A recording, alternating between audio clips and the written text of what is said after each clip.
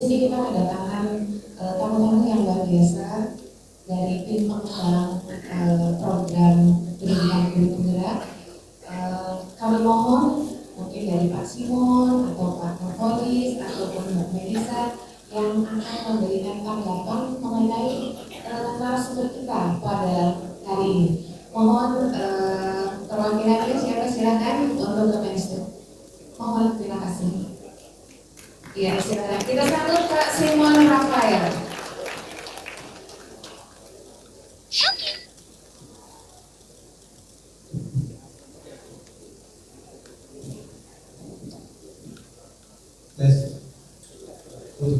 Bapak Ibu, salam dan bahagia. Selamat pagi, assalamualaikum warahmatullahi wabarakatuh.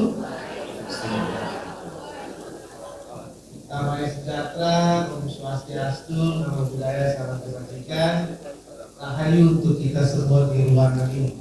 Bapak Ibu, saya tolong di timer 5 menit aja ya, boleh lama-lama ngomong. Saya punya 2 poin penting yang ingin saya sampaikan di forum ini. Yang pertama adalah apresiasi saya untuk kelas Jakarta. Jadi terima kasih ya. Saya 2 sesi yaitu modul 22 dan 23 di Jakarta. Dan waktu itu justru saya yang belajar dari teman-teman dari Jakarta. Saya ingat waktu itu ada seorang ibu Farida. Beliau ada di sini. Kita sedang bahas tentang modul 22 kompetensi sosial emosional. Lalu beliau bercerita tentang pengalaman baru saja melatih KSE-nya dengan seorang murid.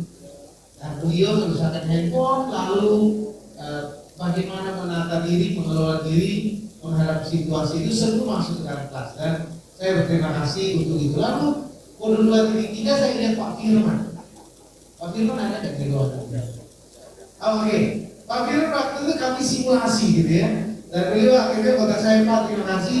Karena waktu itu beliau bertanya, gimana ya supaya tadi Ibu Mimi mengatakan coaching itu bisa kita lakukan. Pak Firman bertanya, lalu kita simulasi dan akhirnya kita sama-sama jadi lebih paham bagaimana kita mendemonstrasikan sebuah dialog yang memperdayakan ketika kita berdialog dengan murid. Dan tadi Ibu Mimi sudah menyampaikan itu dengan baik. Dan yang ketiga, waktu awal PP akan terima, saya ingat Pak Adun. Pak Adun bertanya ke saya, Pak Simon, kami ini ngapain sih di sini gitu ya? Buat apa kami belajar di pembekalan CPP? Saya bilang, Pak Adun, tunggu ya. Nanti di hari ke-15, Bapak tolong kabari saya apa yang sudah Bapak pelajari. Dan itu jadinya hutang, kata saya juga lupa, Pak Adun juga kehilangan kontak dengan saya. Dan satu hari kami berjumpa di ruang elaborasi pemahaman. Lalu saya lihat, Pak Adun masih punya hutang dengan saya.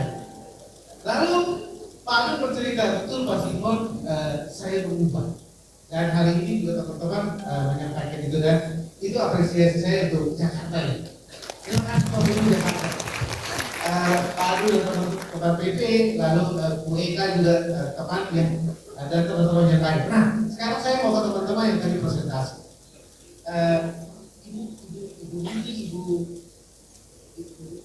Ibu Eka dan Ibu Dewi.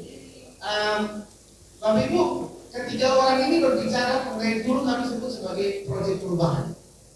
Jadi kami membuat inisiasi kecil, bagaimana melakukan hal kecil untuk mengubah.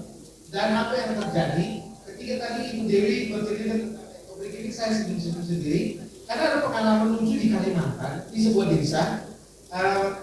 Komitmen belajar mereka kalau anak itu telat, mereka harus membuat eco break. Jadi betul Bu, harus memadatkan eco break itu nggak mudah. Dan akhirnya apa yang terjadi? Sampah di desa itu habis.